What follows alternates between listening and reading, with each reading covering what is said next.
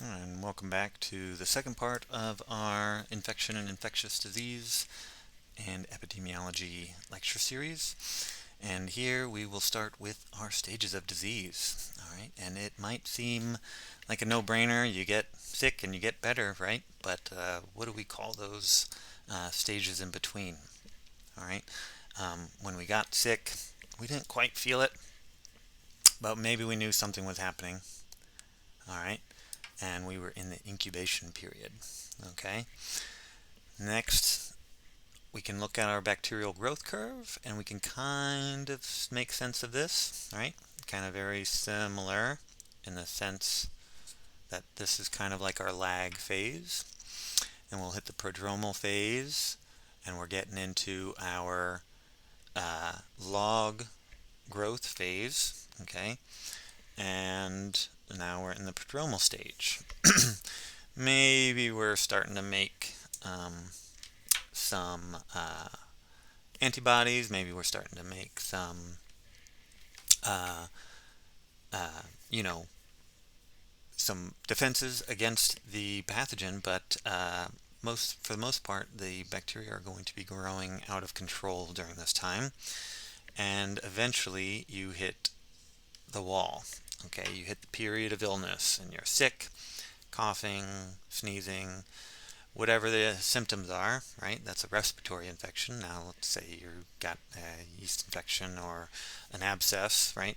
Those are different, and your period of illness is much, much different than respiratory infection, okay?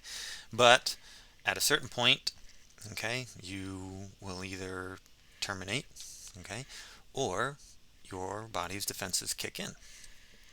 Okay, and your body's defenses kick in, and now they start attacking that pathogen. Okay, now the growth rate is going to match the death rate, right? Just temporarily. We have this flat line. Okay, and then the growth rate can't keep up, and we go into a period of decline.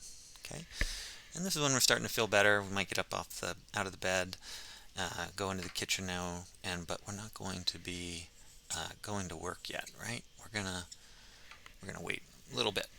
Okay, and then finally we're in the period of convalescence and might have a lingering cough or something, or some lingering arm pain if you had an abscess, but you are now in the period of convalescence. Okay, so those are our stages of disease.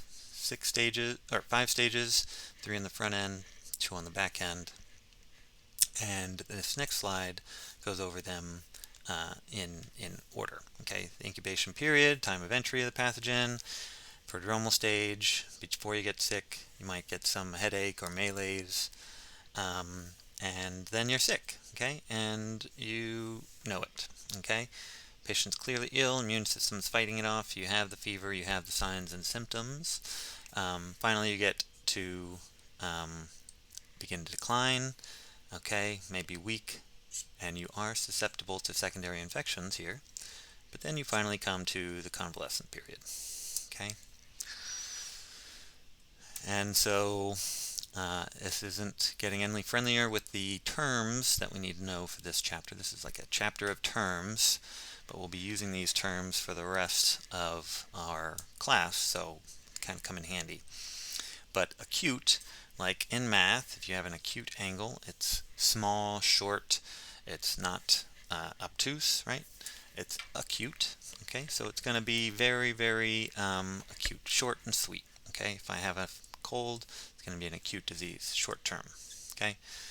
Common cold, influenza, strep throat. Now they all kind of have their own symptoms and signs, but they are acute, they come and go.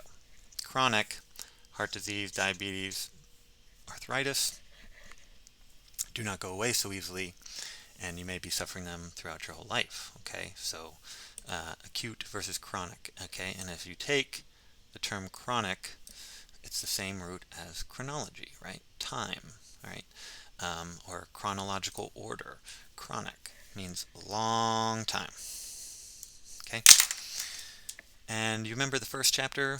We learned about Koch's postulates and how Koch had a set of rules that if disease infects uh, uh, organism. I think it was mice or something. If disease infects mice, disease causes X, okay, or pathogen causes X, okay, and then we can replicate that over and over again. But as it turns out, there's a updated molecular way to do it, okay, and this is how we can explain the role of nucleic acid in the detection of diagnosis and identification. So this is how we're going to identify these microbes using nucleic acid detection, okay? So that's the cool part, okay? Nucleic acid detection is inscrutable, right? That's the DNA you have all the time, and so we can tell which pathogens are which based on their nucleic acid or DNA. Case in point, E. coli, EHEC, a strain that has some toxins that causes travelers diarrhea. This guy is instrumental as one of the nucleic acid detectors, okay? Why? Because we have so much E. coli in us already that we need to actually check this one, okay? To make sure that it's this guy that's making us sick, okay? And we can do that by checking the nucleic acid, all right? And so instead of the 1, 2, 3, 4 postulates, we have the 1, 2, 3 postulates using molecular data. The phenotype should be associated with the pathogenic strains, okay? The phenotype, signs and symptoms, right? Something you can observe, like the eye cells and the brain cells that we saw. Inactivation of the suspected genes results in measured loss of pathogenicity. So if you were to kind of make a mutation, a point mutation in a very important spot of this guy, and he's no longer infectious, well, then that's the gene that's getting you sick. Okay, it doesn't matter about the microbe, it's just that gene that's doing it. And then if you take that gene and reverse the mutation, or take a working copy and put it in somewhere, and it works again, and it gets someone sick again, then you complemented it, and you've proven that that's what makes you sick, not the bug. Okay? So new Koch's postulates. It's a type of complementation test. I think I talked about this in the DNA area. Basically, you prove that it works by making it not work. Okay? And if it's not working because you took out this, I took out the motor of the car, it doesn't move, same thing. Okay, then if you put the motor back, even a different motor from a different car, it works, it's the same thing. Okay, again, some more terms, and I'm sorry, but this is just this chapter. Okay, contamination. All right, we've talked about contamination a lot. Refers to the presence of microorganisms on other surfaces. That's easy. But usually it's in reference to something that you don't want growing there. Okay, you don't want raccoons in your chicken coop. You don't want bad bacteria where you're working. Okay, infection, kind of a no-brainer at this point, but it's when a pathogen invades and multiplies. Okay, doesn't always result in disease. Okay, case in point, E. coli. Okay, doesn't really cause a disease. It just gets us sick for a temporary amount of time. Okay, and a disease is when the infection causes the normal change of health. Okay, so it can get you sick for a long time. Okay, morbidity. It seems to me that people confuse morbidity and mortality a lot. Okay, but the thing that I like to recommend is, okay, we've all said morbidly obese or heard of morbidly obese. Okay, I say that because morbid and obesity, you're not dead, right? You're alive. So morbidity is the state at being diseased, okay? So, or the incidence of disease in a population, okay? So how many individuals are morbidly obese, or how many people have the morbidity of diabetes, okay? Either way, we're talking about people who are alive, whereas mortality refers to a death rate. Okay, pathogenicity we'll see a lot. Okay, it kind of refers to virulence in a certain way, but pathogenicity is how it can cause a disease, and then virulence is the types of things that it does to increase its pathogenicity. Okay, so produce toxins, evade hosts, all that stuff. Those are virulence factors that increase its pathogenicity. Okay, but the amount that it can get you sick is still unrelated to those virulence factors. Okay.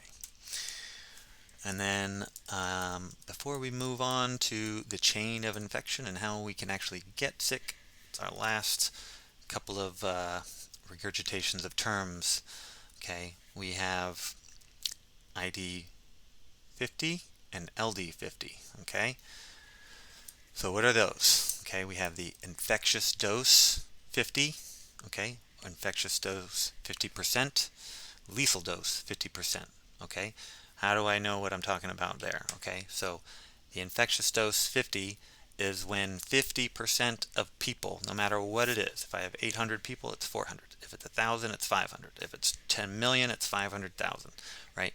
So if it's 20, it's 10. If it's 2, it's 1. Okay, so kind of remember that it's 50% of the total, not 50 individuals. Okay, so if you see 50 out of 100, that's a clever way of kind of making you not do math, but it's still 50%. Okay, remember 50%. How many people are infected at 50%? So what is the dose at which 50% of the people get infected? It's right here. Okay, I find where the 50% is. Here's the percent. And then this is the dose. Okay?